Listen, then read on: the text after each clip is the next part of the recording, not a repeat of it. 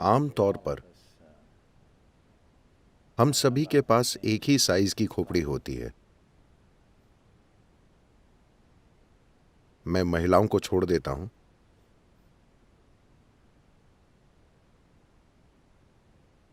तो ज्यादातर इंसानों की खोपड़ी में पर्याप्त दिमाग होता है, सभी में, सिवाय उनके जिनमें जन्म से ही गंभीर खराबी हो। लगभग सभी सामान्य इंसानों में वो होता है जो जीवन जीने के लिए जरूरी है। लेकिन फिर ऐसा क्यों होता है कि एक आदमी का दिमाग प्रतिभा से चमकता है और दूसरे आदमी का दिमाग भरा होता है दुख, पीड़ा, तनाव, परेशानी और ऐसी ही चीजों से? All the ugliest things that nobody wants happens in people's minds. वो सभी भयंकर चीजें जो कोई नहीं चाहता लोगों के मन में चलती रहती हैं। तो क्या ये ऊंची बुद्धि की बात है या किसी जादुई असर की वजह से है?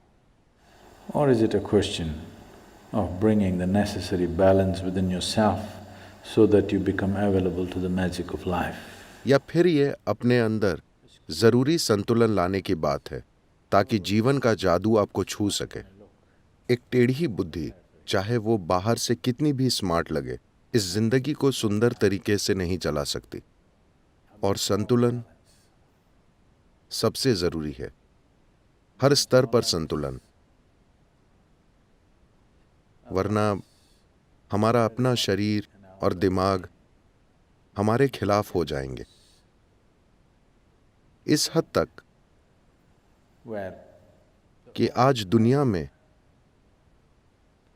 आराम का एक ही विचार या तरीका है, today in the world, या तो सो जाइए या शराब या ड्रग्स।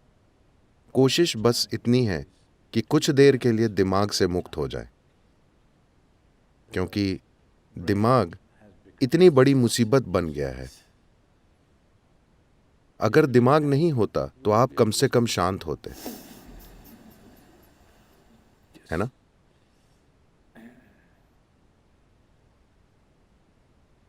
जिस चीज को विकसित होने में लाखों साल लग गए, आज वो परेशानी बन गई है।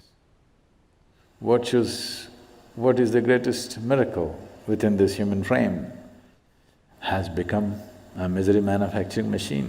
इस शरीर में जो सबसे चमत्कारी चीज है वो दुख पैदा करने की मशीन बन गई है। इसके कई पहलू हैं, मैं इसे इतना सीधा साधा नहीं बनाना चाहता, पर सबसे बड़ी बात है, सबसे महत्वपूर्ण बात है संतुलन का होना या न होना। तो ये इंसानी सिस्टम जो इस धरती की सबसे बेहतरीन मशीन है, अगर आप इस पर ध्यान ना दें और अगर ये आपके खिलाफ हो जाए तो इस दुनिया में ऐसी कोई चीज नहीं है जो आपको बचा सके, क्योंकि यहां इतना जटिल कुछ भी नहीं है इसके जितना। क्योंकि यही विकास और जटिलता का सबसे ऊंचा स्तर है। अगर यही आपके खिलाफ हो गई तो आपको कोई नहीं बचा पाएगा। मैं चाहता हूं कि आप ये समझ लें। तो अगर इसे अपने खिलाफ होने से रोकना है और इसे पूरी तरह से समझना है तो एक खास स्तर का ध्यान देने की जरूरत होगी, लेकिन इसे संतुलित करने के लिए ज्यादा मेहनत नहीं लगेगी। बात सिर्फ इतनी सी है कि हम कुछ बुनियादी चीजें बिल्कुल गलत कर रहे हैं, बस इतनी सी बात है। इसको पूरी तरह से जानने के लिए बहुत सारे ध्यान, समय, शिक्षा, सहायता, मार्गदर्शन और बहुत सारी चीजें चाहिए। लेकिन आप में थोड़ा सा संतुलन लाने के लिए ज्यादा मेहनत नहीं लगती। बस आप जिंदगी में कुछ बुनियादी चीजें गलत कर रहे हैं। बुनियादी गलती से मेरा मतलब है कि एक बात सभी को समझ लेनी चाहिए, सभी इंसानी अनुभव हमारे भीतर ही पैदा होते हैं। क्या ऐसा है? सभी इंसानी अनुभव हमारे भीतर ही पैदा होते हैं। So at any time, if तो you जब भी खुशी, दुख, आनंद, परमानंद, भयंकर दुख हो इससे फर्क नहीं पड़ता कि क्या हो रहा है, आपका अनुभव जो भी हो, अच्छा या बुरा, बस इतना समझ पाना कि ये भीतर से पैदा हो रहा है और सिर्फ भीतर ही पैदा हो सकता है। या तो आप बाहरी मदद ले सकते हैं या आप खुद ही इसे बना सकते हैं, पर मूल रूप से ये भीतर ही पैदा होता है। अगर ये एक चीज आपने नहीं समझी और दुखी होने पर आपको लगा कि ये उसकी वजह से है, तो आप गए काम से। आप बस कीबोर्ड यहां है और आप दीवार को पीट रहे हैं, ये काम नहीं करेगा। ये बुनियादी गलती लगभग 90% लोग हमेशा करते हैं। जब वे दुखी होते हैं, वे सोचते हैं ये इसकी वजह से है या उसकी या फिर उसकी। नहीं, All human experience is generated from within. सारे इंसानी अनुभव भीतर से ही पैदा होते हैं। अगर कुछ बुरा महसूस हो रहा है तो सबसे पहले इसे देखना होगा, मैं इसके साथ क्या गलत कर रहा हूं। क्या मैं खाना गलत खा रहा हूं? क्या मैं सो गलत रहा हूं? क्या मैं बैठ गलत रहा हूं? क्या मैं सांस गलत तरीके से ले रहा हूं? क्या मेरा दिल गलत धड़क रहा है? क्या मेरे अंदर की केमिस्ट्री में खराबी है? इसी में कुछ खराबी है, उसमें नहीं। तो जैसे ही आप सोचते हैं कि दीवार को पीटकर आप इसे ठीक कर सकते हैं, तो आप एक बुनियादी भूल कर चुके हैं। आप जितनी ज्यादा कोशिश करेंगे, आप उतने ही दूर चले जाएंगे। तो ये संभावना पहले सिस्टम में संतुलन लाने की योग की बुनियादी प्रकृति है। योग के सबसे बुनियादी रूप, आप में से कई शायद नाड़ी विभाजन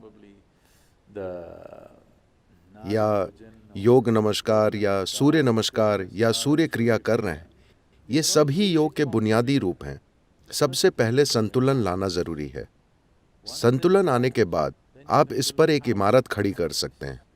अगर संतुलन न हो तो आप जो भी बनाएंगे उससे और ज्यादा मुसीबत ही आएगी। ऐसे में आप जितने बुनियादी रहेंगे उतना अच्छा होगा।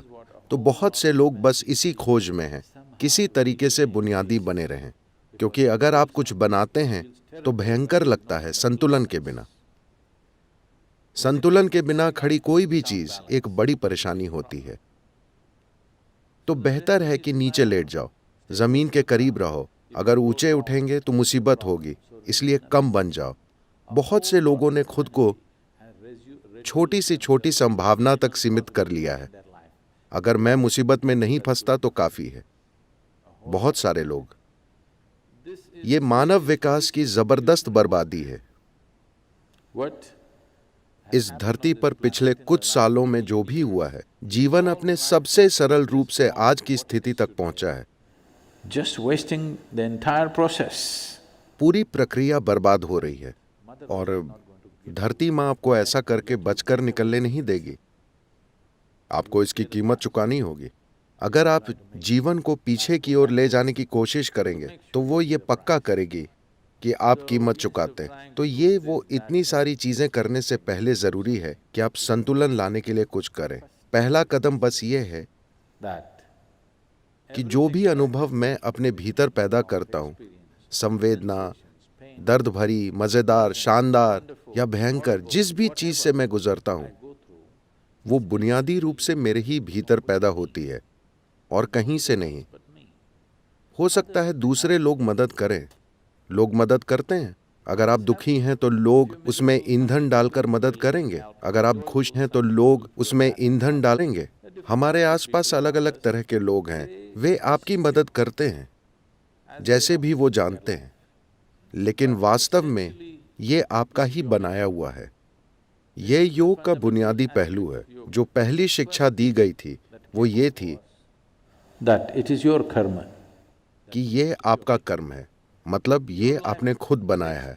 आपका जीवन और आपके जीवन का अनुभव पूरी तरह से आपके बनाए हुए हैं। अगर ये एक चीज आप में गहरी नहीं उतरती तो आप जरूरी बदलाव नहीं लाएंगे। आपको अब भी लगता है, हाँ मुझे पता है ये मेरे कर्म है, पर आप जानते हैं मेरे पति ने क्या किया।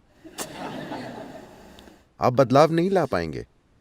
पहले ये समझिए कि ये मेरी करनी है, पूरी तरह से मेरा बनाया हुआ है। जैसे ही आप ये देखते हैं आप में इसे बदलने की क्षमता आ जाएगी। मैं ये देख रहा हूं, लेकिन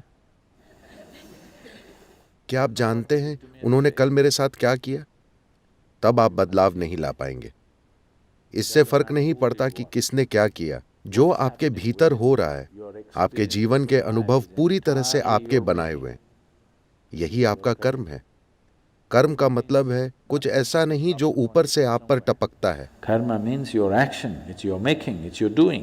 कर्म का मतलब है आपका काम, यह आपका बनाया हुआ है, यह आपकी करनी है। तो अगर आप इस एक चीज को अपना लेंगे तो जरूरी संतुलन अपने आप आने लगेगा। बस संतुलन आ जाए तो आप बहुत सी चीजें आजमाना चाहेंगे, वरना मैं ऊंचे आकाश की इतनी सारी चीजों की बातें करता रहूंगा और आप बस दर्शक बने रहेंगे। आप उड़ नहीं पाएंगे, आप दर्शक ही बने रहेंगे, क्योंकि जब तक संतुलन नहीं होता आप जमीन से 3 इंच ऊपर नहीं जाना चाहते। तो ये एक बुनियादी चीज है। हम अलग अलग तरीकों से इसकी बात करते रहे हैं,